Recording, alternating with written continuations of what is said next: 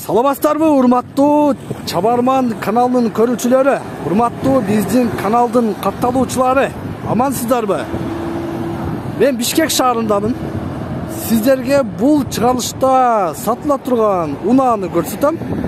Урматтуу унаа сүйүүчүлөр, ушул сиздер көрүп турган бир убактары мода болгон Audi 80 автоунаасы сатыкка коюлду.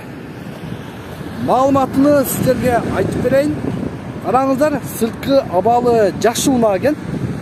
Серый цветте, краскасы дагы жакшы.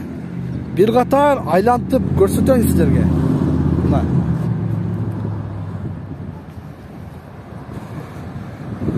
Унаа негизи жакшы эле караптыр ээси. Бир аз гана краскасында эскирген жер болбосо, негизи краскасында эч кандай чийилген жери же болбосо краска жеген жери жок. Салонун караңыздар. Люк бар экен, потолоктору таза экен, коробка механика. Мына ушундай, урматтуу көрүүчүлөр. Audi 80'nin жылы 1987. Объему болсо 1.8 объем экен, туугандар. Мотору инжектор мотор дейт. Ушул күнгө чейин бир дагы мотору ачылган эмес дейт. Инжектор мотор таза экен. Руль гидравлика, центр замок.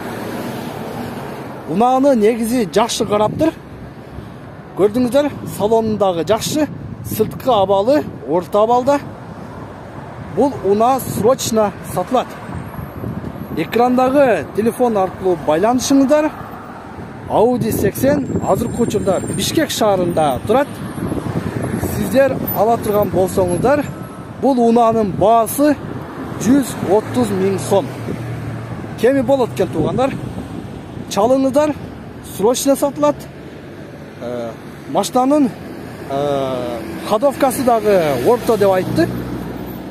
Абалы негизинен жакшы.